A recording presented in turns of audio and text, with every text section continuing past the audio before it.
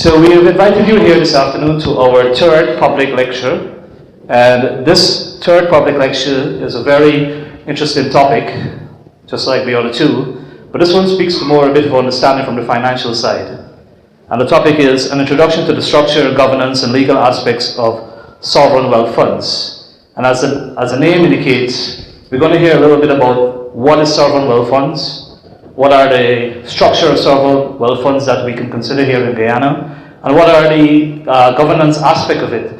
Because as you may know, some of you may know, there are different aspects of sovereign wealth funds, there are different types of sovereign wealth funds, there are different types of funds that countries such as Guyana that are rich in natural resources can consider as it looks towards the development of its current situation and also for future generations. At the head table, we have Darren, Whitney, and Craig. And also Mr. Nigel Hughes, which you're all familiar with, Director of GOGA. This evening you will hear, and hopefully you will take away, as you've always done, from the public lectures that GOGA are offering, a little bit more insight, a little bit more understanding, and greater knowledge so that you can increase your conversation on the different aspects of the governance of the oil and gas sector in Guyana. That being said, I'll ask Mr. Nigel Hughes to introduce the speakers properly. Good evening, representatives of the IDB team, honored guests, ladies and gentlemen. Welcome to the third in the series of the Guyana Oil and Gas lecture series. This is a part of our effort to educate all of us on what the rapidly upcoming exploitation of this natural resource is going to bring to the country. It is GOGA's hope that, given that this is a new industry and that we have neighbours to learn from, both in Port of Spain and in Paramaribo, that we will seek to benefit from their experience in the industry. And because we have no history in oil and gas, we hope that as we go forward, charging towards the first drum, probably late 1919 or early 2020, but by the time we get to early 2018, we at least would know what getting involved in this industry involves. About a week ago, there was an excellent presentation at Moray House, and two of the presenters, two local presenters, put a spin on what is an old saying, and they said, in relation to the oil and gas industry, don't count your chickens before they hatch, because they may not turn out to be chickens. So with that warning, I think we go forward with a little bit of optimism, but at the same time, we're keenly aware of the dangers that befall nations that don't treat with the proper management of the oil and gas. In relation to sovereign wealth funds, His Excellency the President made the following statement. He said, and I quote, "We expect that some of the proceeds from the revenue will go into sovereign wealth fund, and we will use the surpluses to develop our educational system. So we are quite mature, and we know what we are going to do when the revenues start to flow. So what I have to say to the Guyanese people is that they can look forward to a higher quality of life." That's an excellent statement. It's a good warning. And I think it's one that we can probably pay close attention to. Of course, education is just one of the aspects of our development that we should look at. And one of the aspects of our development that I think the Sovereign Wealth Fund presenters will explore this evening is, of course, not only how we expand our infrastructure, but what it is and the type of funds that we may set up, so that not only will the next generation, but the generation after that not have to suffer from the dangers of having a single product economy and the vagaries of that sort of life. The Director of Economics of the Caribbean Development Bank had this to say about sovereign wealth funds. He said, "Any country that is exploiting a natural resource that is exhaustible over time needs to ensure that they save some of the proceeds from the exploitable resource for posterity, for future generations. Developing a sovereign wealth fund is a very, very important thing at this time." That was Dr. Justin Ram, who was the director of the CDB. We were very fortunate at GOGA, I should say personally I am very fortunate in GOGA, when about a month ago I was having a chat with a good colleague of mine, Denise Grant, talking about this presentation. And she said, you know what, there is a Guyanese in the diaspora that is intimately involved in the management, the development and management of sovereign wealth funds. And I said, strange. who's he? And she said to me, Darren Skinner. I said, Darren Skinner? There's a guy called Darren Skinner I knew from primary school. And it turned out to be, it was the same person. Those of you who, I don't want to necessarily disclose how ancient I am, but I am desperately ancient. Those of you who went to school in 1978 will remember that there was Dr. Skinner, who all of us knew at Public Hospital. And this is proud product of Dr. Skinner. And when I heard that Darren was in the industry and willing to come back to present this lecture, I was more than enthused and said, absolutely, come on down. If we had the proceeds to send a private plane, I would have sent it then. So Darren, welcome. I will let you into a little secret that Darren left here since 1978. So in his familiarization trip today, the one thing he could identify was the 1763 monument and commented that it remained as symbolic as it did then. Ladies and gentlemen, I will allow Darren to introduce the rest of his team from the excellent law firm out in Washington. And would you please join me in welcoming Mr. Darren Skinner.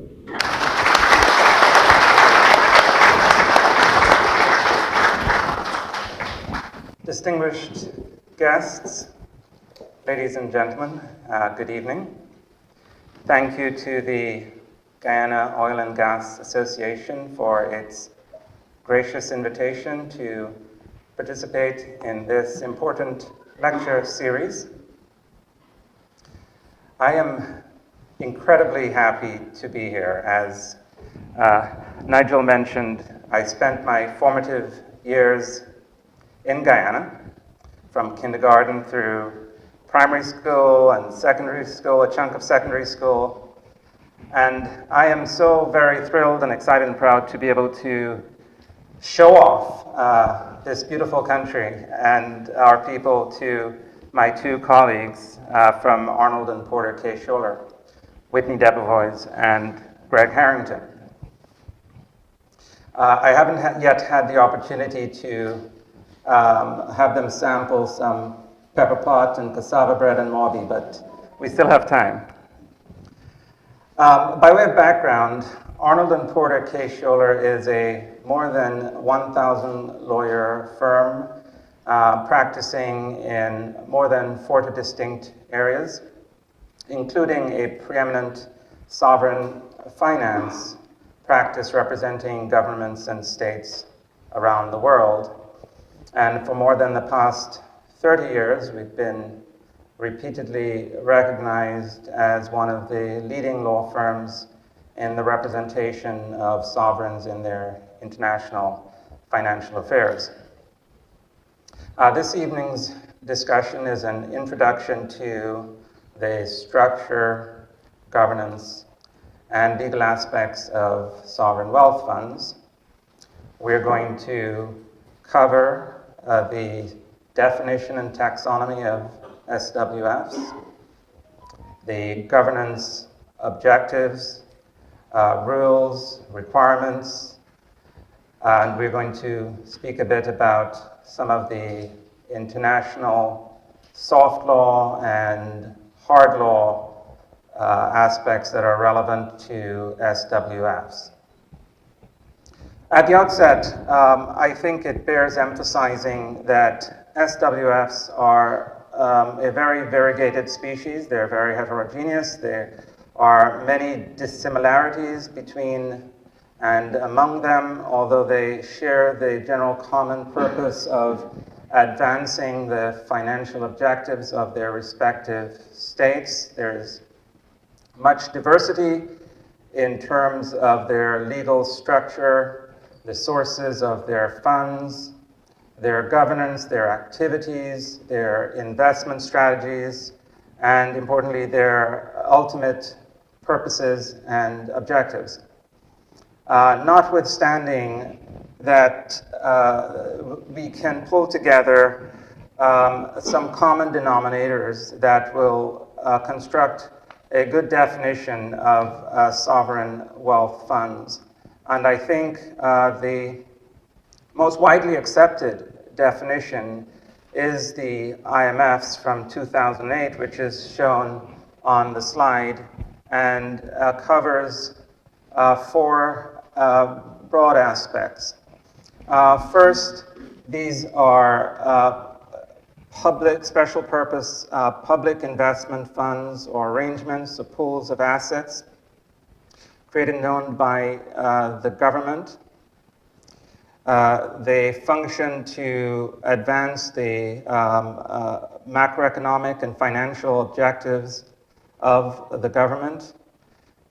Third, they're typically funded by foreign currency reserves, the sources of which may include the proceeds of exports of natural resources, in this case the export of oil and gas, but may also be the proceeds of privatizations, balance of payment surpluses, and the like. And fourth, they are managed separately from the official reserves and typically employ an asset management strategy involving investment in foreign assets. So you can have a really great spectrum, a constellation of sovereign wealth funds within that definition. And you could zero in, for instance, on larger, well-established sovereign wealth funds like Norway's Government Pension Sovereign Wealth Fund, which was established in 1990 and with 900 billion US dollars of assets under management is the largest sovereign wealth fund in the world. And you can perhaps also zero in on sovereign wealth funds that are in another part of the spectrum, perhaps newer and not as large, like Trinidad and Tobago's Heritage and Stabilization Fund, which was statutorily established in 2007 and has a little north of 5 billion US dollars in assets under management. But these are not, these are not a new phenomenon. The so-called grandmother of sovereign wealth funds, the Kuwait Investment Authority, was formed way back in 1954, and notwithstanding being almost a 65-year-old, is still going strong with close to $6 billion in assets under management. And so the growth of sovereign wealth funds is really not showing any sign of abatement. If one looks back in 2008, just after the dawn of the great financial crisis, and you project it today, at the end of 2008, sovereign wealth funds globally constituted $3 trillion of assets under management, US dollars, and today they're more than double, 7 trillion US dollars in assets under management. And they have been quite active in snapping up assets over that period, including in Europe and North America, and with that growth have garnered a lot of attention from economic and academic and policymaking circles, including in the United States, where a lot of the scrutiny is focused on foreign direct investment and national security issues. The good thing is with this enhanced scrutiny and growth of information, the concept of sovereign wealth funds has become a lot less alien to many of us. There's a lot more information about sovereign wealth funds and what they are and how they function. And that increased information augurs well for Guyana as it contemplates the prospect of molding and shaping its own sovereign wealth fund to suit the unique macroeconomic and financial objectives and aspirations of this country. So with that very basic introduction, I will turn things over to Whitney Debevoise, who is head of Arnold & Porter Case-Shiller's international financial practice. Whitney Debevoise is the former U.S. executive director to the World Bank, and I am very pleased to have him delve a little bit more into the structuring and governance and legal aspects of SWFs. Picking up where Darren left off, as he indicated, there are any number of different approaches to sovereign wealth funds, and they tend to revolve around some key variables. What are the objectives of the sovereign wealth fund?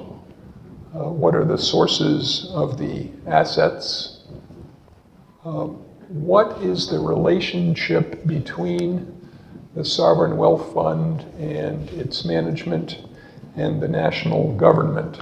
And most importantly, as we'll discuss, the relationship to regular fiscal accounts. And we will conclude at the end with some international legal considerations, which my partner Greg Harrington will talk about.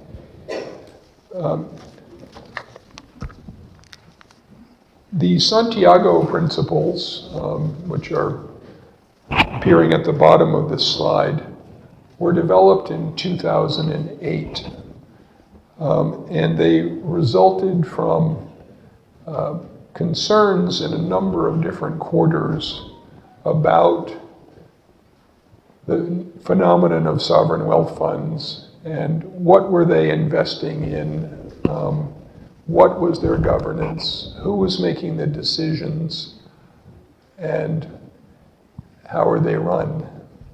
And at the time, and this work really began before the financial crisis, the principles appeared at a meeting in Santiago, Chile, hence the name, in 2008, but work started on them earlier. And this was joint work among the IMF and representatives of countries that have sovereign wealth funds, and also representatives of countries where sovereign wealth funds invest their money.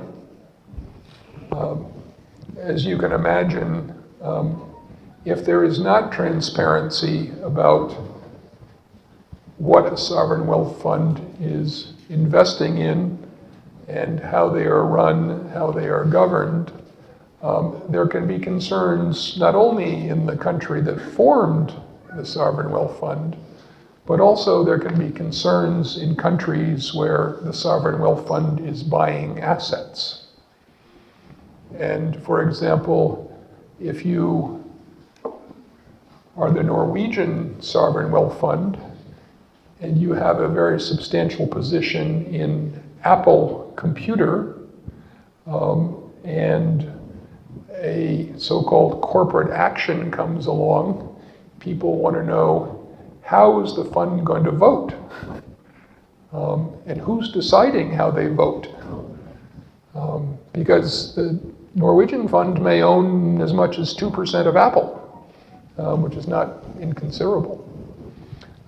So it was a combination of concerns about the fiscal impact of sovereign wealth funds in the countries that form them, rules about how they are organized and run, rules about how they invest, what they invest in, what they do when they've invested, that combined to produce this working group and the Santiago principles, which I think we can identify as one of the components of soft law related to sovereign wealth funds.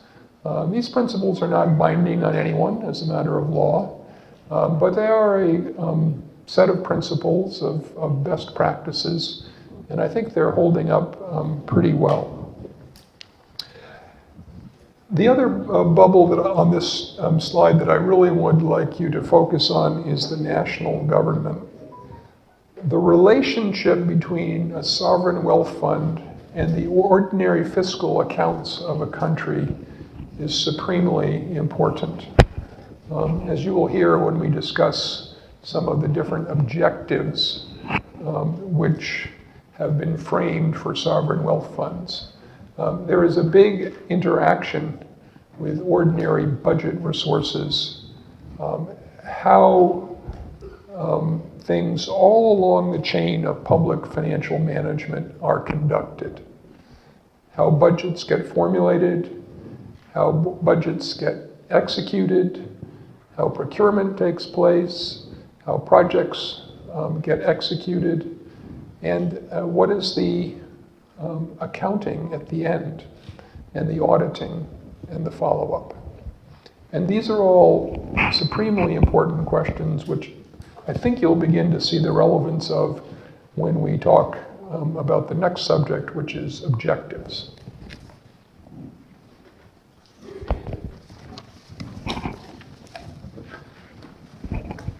Sovereign wealth funds can have many different objectives. And you see some of them here on this slide. Stabilization funds have as their primary objective to insulate the budget and the economy against price swings in commodities. And as you can imagine, oil is a commodity where the price fluctuates quite a bit. But oil is not the only commodity. Chile has a sovereign wealth fund which is built on swings in copper prices, for example. Another objective is to save funds for future generations. And the objective here is to convert non-renewable assets into a more diversified portfolio of assets and to mitigate the effects of Dutch disease. That may be a phrase that you've heard before, but it refers to the phenomenon which has been observed in many countries where there is an asset which has an exaggerated importance in an economy and results in the misalignment of relative prices. So in the case of oil, for example, huge oil wealth, if it's not properly sterilized, can produce inefficiencies in other sectors of the economy. Because if there's a lot of wealth being thrown around, it may become cheaper to import lots and lots of things rather than producing them at home. Or if you have an export industry, inputs into that industry may get more costly and reduce the competitiveness of your exports. So it's very important to pay attention to that phenomenon when you have a resource windfall. Another objective is as a reserve investment fund.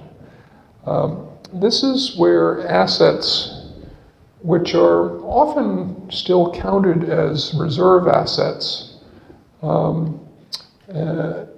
used. If you remember the definition back at the beginning, we're not including in the definition of sovereign wealth funds ordinary central bank management of international reserves. That's another function which is very important. But in some countries, either because of a huge primary account surplus, they have decided that they will define a level of receipts above a threshold that's established as reserve assets, which are not really needed as reserves, but which can be put into a sovereign wealth fund type vehicle. And then there are development funds, funds which are established to fund socioeconomic projects or to promote industrial policies that might raise a country's potential output growth, or, for example, for the development of infrastructure. And then there can be contingent pension reserve funds. As you may know, there are frequently promises which are made in a society, intergenerational promises about funds which will be available for the retirement of citizens. But many of those funds are underfunded and significantly underfunded. And so the thought is that one possible use of a sovereign wealth fund is to deal with that intergenerational promise and that intergenerational equity issue. And finally, it's worth mentioning that many funds in resource-rich countries actually have multiple objectives. You frequently can see a stabilization fund combined with a pension reserve, for example, or with a development objective. So those are some of the objectives that we've seen. Now, there are some other objectives which perhaps have not been so explicitly developed in the economic literature, but which I think a country like Guyana can learn from and take advantage of. And one opportunity here is to enhance the governing capacity of the country. And there are some tools for that. One is the Extractive Industries Transparency Initiative, and there is even an elaboration of EITI called EITI++. When I was the US representative on the board at the World Bank, EITI was enhanced to this plus level. What is EITI? In its basic formulation, it involves full transparency about revenues coming from natural resources. This means disclosure of the arrangements under which the resource is being extracted, and full transparency about the financial side of that. How much revenue is coming in and from what source? And EITI++ extends this transparency principle throughout the public financial management chain. So it addresses issues such as, well, in the formulation of the budget of the country, we have to assume a certain commodity price for a key commodity. And this is a key assumption, along with a growth assumption, an inflation assumption, a foreign exchange rate assumption, etc. And then it carries through to, well, all right, we had a budget, but how did we do in executing that budget? And making that very transparent. And it comes along also with enhancements in public procurement procedures to make them as transparent as possible. So that's one of the tools, and there are some sources of capacity building in this area. The IMF and the Inter-American Development Bank have done lots and lots of work in the fiscal space and on procurement issues. And another important area for capacity building associated with sovereign wealth funds is we have the assets and we need to invest them. But people need to know how to invest.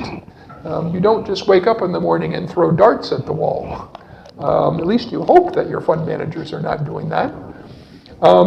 And one source of technical assistance in this area, which has been very effective, is a program run by the Treasury at the World Bank called RAMP, the Reserves Advisory and Management Program. And they will assist countries, both central banks managing international reserves and also sovereign wealth funds managing large sums in the investment side. But again, that's an area that calls for transparency, and we'll talk some more about that. The country also will need to develop a fair amount of professional capacity in oil and gas, in the regulation of oil and gas, the management and development.